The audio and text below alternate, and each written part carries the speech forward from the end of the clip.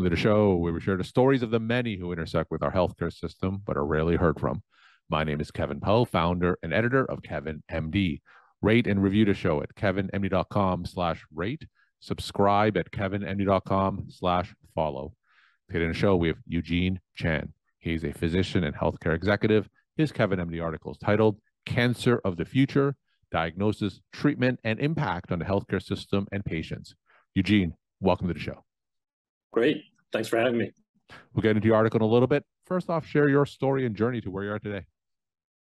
Sure. I grew up in New Jersey from reasonably humble beginnings and was raised by a family who were first-generation immigrants. My dad was a chemist and my mom stayed at home. And we essentially had a reasonable childhood. And it was not a very good school, but it was kind of surprising where I ended up, which is I was the first person from the school to go to Harvard. And after that, I ended up at Harvard Medical School. Kept on working hard. Somewhere in between Harvard Medical School, I started this company, which essentially kicked off the $1,000 genome, and completed medical school during this time as well, and was able to proceed with developing APRO, which is now a healthcare biotech company focused on essentially curing cancer. I also have a diagnostic company called Our Health, which is focused on spaceflight diagnostics. And here to talk to you about this sort of exciting kind of developments in cancer and also about the article as well.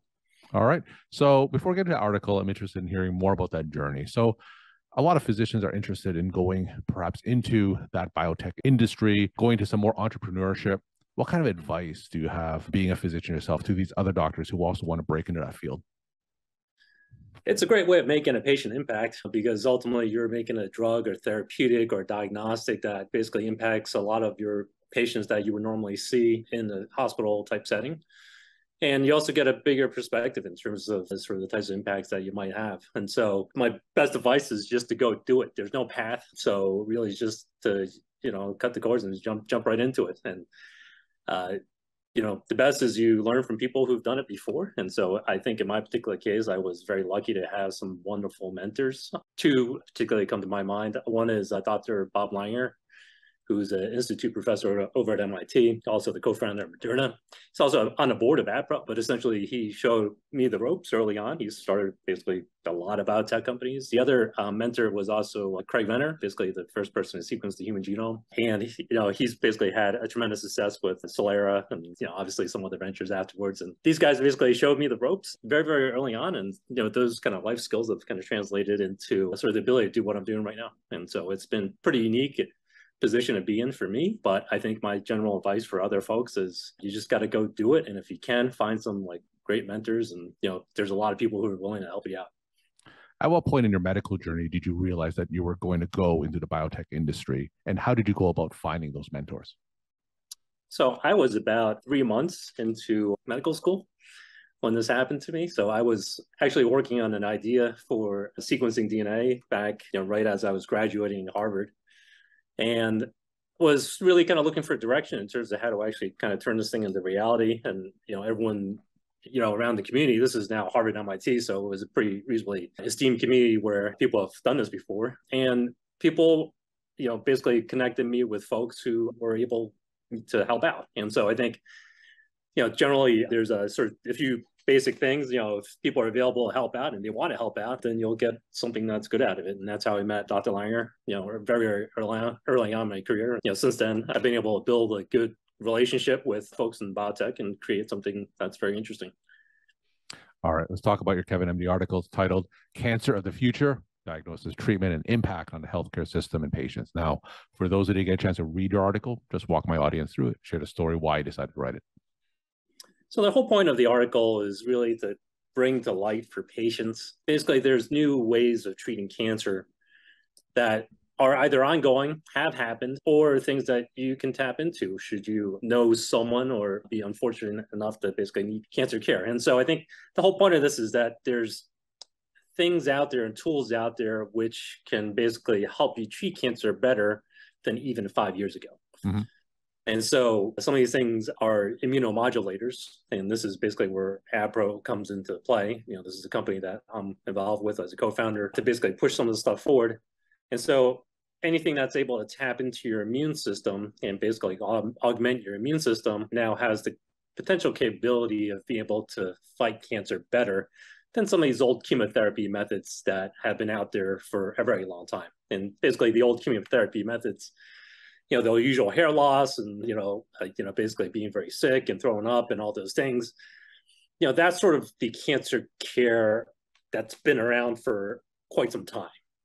Cancer care doesn't have to be like that because now you have these much more targeted therapies, which essentially harness your body's natural immunity, augments it, and basically redirects sort of the strength of your natural immunity to basically eliminate and help you prolong life. And it's been pretty amazing, sort of this whole revolution in sort of immunotherapy, and also what we're doing, which is essentially we're basically taking the body's natural immune cells and we're basically souping them up by basically telling them, hey, this is where the cancer cells are. Mm-hmm. And if you can basically turn on your natural immunity and destroy these cancer cells, then essentially you can eliminate these cancer cells in a very, very targeted manner without the toxicity that you typically see from chemotherapy. Now, what kind of cancer specifically do your drugs target? So specifically at the very forefront of our pipeline is breast cancer therapeutic. And this is kind of personal because my mom had breast cancer, just a few years ago. And she was able to fully recover. Luckily it was diagnosed, very, very early, and she was able to fully recover it from it. But, even watching this whole process of using existing drugs, it's still reasonably limited. And even with sort of the advances in treating breast cancer, these are now HER2 positive breast cancers, there's still ample room to go in terms of, where things can be at. And so even though my mom's one of the lucky ones, there's some other folks who are less lucky. And so, the whole premise of my work as well as the team's work is how do we actually kind of take these advances and really kind of push it to the next level where instead of prolonging life 18 months, which is really reasonably short in a person's lifetime, how do we actually push it out, to 5 years, to 10 years? And that's really where the next advances in cancer therapy need to be. Now, when it comes to these immunomodulating cancer therapies, where are we in the pipeline? Do we have completed products? Are we still in the investigational phases? Give us a sense of where we are in the pipeline. So there's definitely sort of very good drugs out there. PD-1, basically Keytruda, is a very good example. And these are some of the ones that are called checkpoint inhibitors, which basically target, certain points in the regulation of cancer and growth cells. More recently, within the past few years, there's been cell therapies, for instance, like now you can go in there and take out the person's, white blood cells, and you can modify them in ways and basically put them back in a person's body and then have these astounding effects where you can absolutely eliminate cancer. And unfortunately, that particular therapy, is on the market. It's $2 million. So it's really outside the reach of sort of most ordinary individuals and ordinary insurance companies. And so that's kind of brought us to what we're doing is we're trying to basically take that same concept of basically taking these like powerful cells called T cells and be able to use it to basically eliminate cancer. But we're doing it by an infusion versus having to take the cells out and having to re-engineer it. And so the cost is going to be way down. So instead of like $1 million or $2 million, now you're into the regular realm of what standard chemotherapy costs or standard infusion costs. And so by doing that, essentially now you have the ability to essentially propagate this technology and make it scalable so that many more people can benefit from it. So for those who aren't familiar with the drug development timeline, give us a sense of the stages that you need to go through to bring a drug from the investigational phase to the market. So it takes about a decade, and that's what most people don't realize. And these things, they require basically a high level of rigor in order to be able to be safe in a person's body, particularly for some of these, harnessing your T cells kind of approaches, because you want to be able to make sure that these are very, very powerful systems that you're dealing with. And you want to be able to make sure that these things are safe. And so they don't cause more harm than they're intended to. And they basically have that therapeutic window or that safety window where you can eliminate cancer and at the same time not do damage to something else. And so being able to speed this process up is sort of the goal of most of these biotech companies and executives. And so you'll hear a lot, from many different kind of pharma leaders, how do we make this thing shorter, faster, and how do we get the drugs out there? And I think to some extent, the FDA has actually listened over the course of the past, even the past few years. And so now there's expedited pathways for breakthrough therapies. You've seen the speed by which the vaccines have come out. So I think there's sort of desire and impetus to kind of do it safely, but also to speed it up. And I think part of it is regulation, but the other part is also really just making sure you go through the ropes to run the clinical trials with enough people and the patients to basically see that kind of benefit and safety profile that you need to see. So specifically with these immunomodulating cancer therapies in general, historically, what's the success rate for these therapies coming to market? So it depends on the cancer. So I think the original immunotherapies, so this is not the cell-based therapies, but this is things like Keytruda. You're looking at sort of prolonging sort of life by about 18 months or something like that. There's also small molecules, these are non-small cell lung cancer and some of these other therapies, they're in the same ballpark. And then with cell therapy, now you're talking with some of these things, you're talking complete remissions and complete cures, unheard of. And so, for us, I think, the next step, again, as I mentioned, is if we can take that 18-month extension and, let's say our next goal is you have something that's cheap enough where you can basically administer it to a lot of patients and you can extend life to, 5 years or 10 years. It doesn't have to be complete remission. That would be amazing if we can do it for breast cancer, pancreatic cancer, some of these more challenging cancers, which people right now have difficulties kind of developing therapies for. And so I think that's where we are. And I think, people hear about this war on cancer. And I think most recently, I think the White House was, kicking off something to basically, essentially have a second war on cancer. And I think there's still a lot of room to go. And I think on one hand, people think, hey, we're done. That would be very naive. On the other hand, I think the reality is, we've done a lot and we have all these new drugs, but they're not good enough. And that's where sort of what we're focused on, really to kind of push the boundary of what's possible. We're talking to Eugene Chan. He's a physician and healthcare executive. His KevinMD article, which we're talking about today, is titled Cancer of the Future, Diagnosis, Treatment, and Impact on the Healthcare System and Patients. Eugene, what are some of the trends in cancer therapy that we have to look forward to in the next couple of years, especially me as a primary care physician and all the other oncologists that are out there? What do we have to look forward to? Yeah, so I think there's definitely sort of some of these new tools that are coming out. And I think, but other than that, I think there's also this kind of whole patient aspect, which kind of needs to be considered.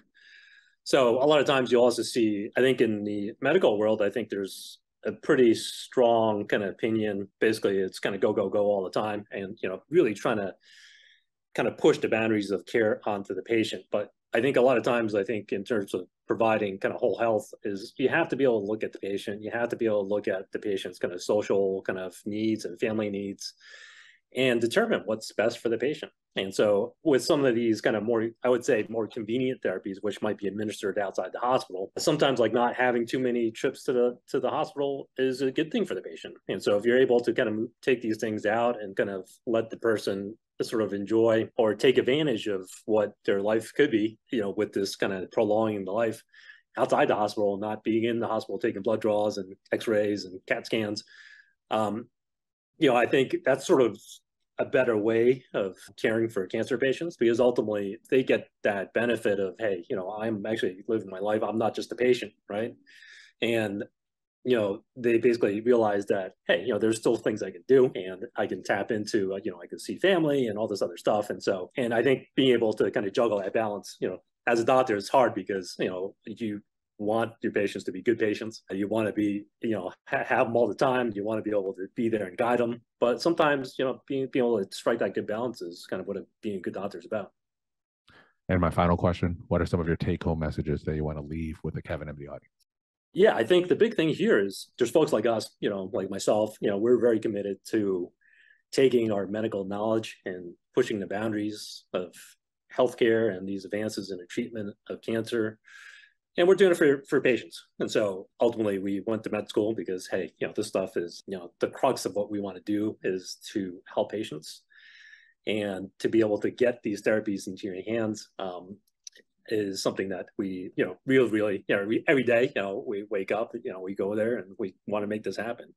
And collectively, as a biotech industry, everyone's doing it. So we get these wonderful advances, and always stay tuned in terms of clinical trials, what the latest is out there that might actually help, what you might have. And I think that's sort of the message, because there may be something out there that could help you that you haven't looked into yet. Eugene, thank you so much for sharing your time and insight. Thanks again for being on the show. Great. Thank you so much.